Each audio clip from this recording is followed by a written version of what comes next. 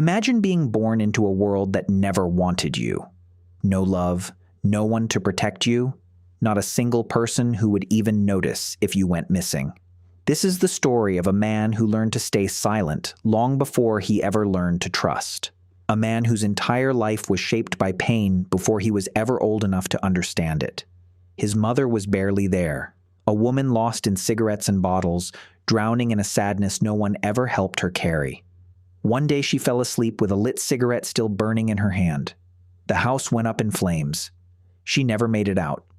Daryl was just a kid, standing on the lawn with the neighborhood kids, watching the only warmth he had turn to ash. And his father? His father was worse than the fire.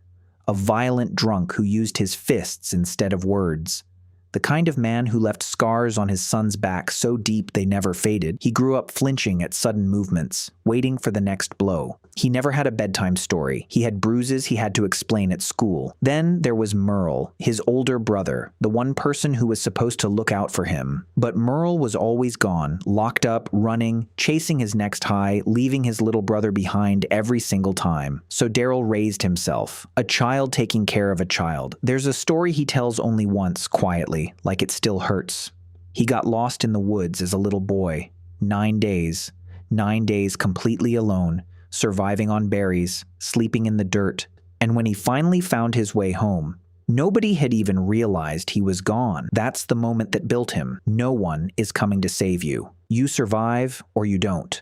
So he stopped talking. He stopped hoping. He buried every soft thing inside him under layers of anger. He became a ghost in his own life. A shadow walking behind a brother who treated him like nothing. And then the world ended. The dead rose. Society collapsed. Everything humanity built came crashing down in a matter of days. And here's the cruel, twisted irony of Daryl's life. Everything that broke him as a child suddenly made him the most valuable person alive. The tracking, the hunting, the silence, the ability to survive completely alone in the woods with nothing but a crossbow and his own 2 hands. For the first time ever, Daryl mattered. It started on the road. A group of strangers fleeing a dead city, camped out on a cracked highway with nowhere to go and no idea how to survive. Daryl was just the angry redneck with the crossbow back then, the volatile brother of a man nobody liked or trusted. People kept their distance, but while everyone else panicked and froze, Daryl worked. He hunted. He brought back food and dropped it at their feet. He kept watch in the dark while the rest of them slept.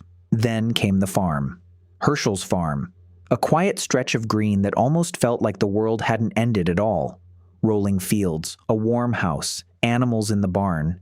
For a little while, there was something close to peace.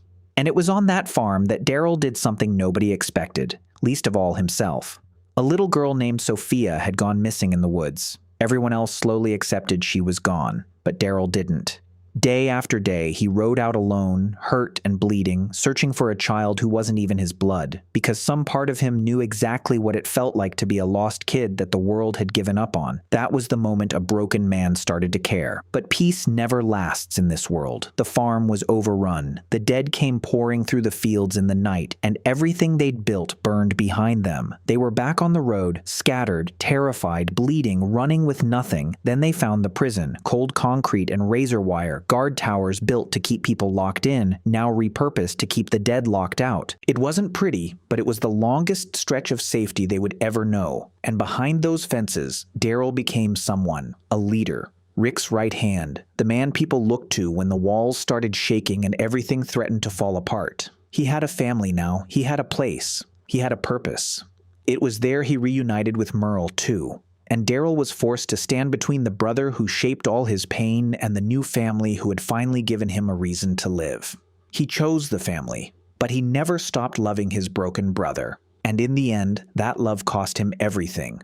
Daryl found his body reanimated, turned into one of the dead, and he had to put down the only blood family he had ever known, stabbing him again and again, sobbing in the dirt like that lost little boy all over again. And then he lost the prison too. A madman called the governor rolled up with a tank and tore it all to the ground. The walls came down, the family was ripped apart and scattered to the wind, and Daryl was alone in the woods once more, right back where he started, because that's Daryl's curse. It was never just his childhood. His curse is that everyone he lets himself love gets taken away from him. Beth, a girl half his age who saw a light in him that he couldn't see in himself. She pushed him to believe the world could still hold something good. She made him open up, made him talk about his past, made him laugh, maybe for the first time in his entire life. He let himself care about her. He let himself hope. And then she was shot in the head right in front of him, dead in an instant. He carried her body out in his arms, his face broken in a way we'd never seen before. And then there was the worst night of all. Kneeling in a line in the dark, forced to watch as a man with a baseball bat made an example out of his family.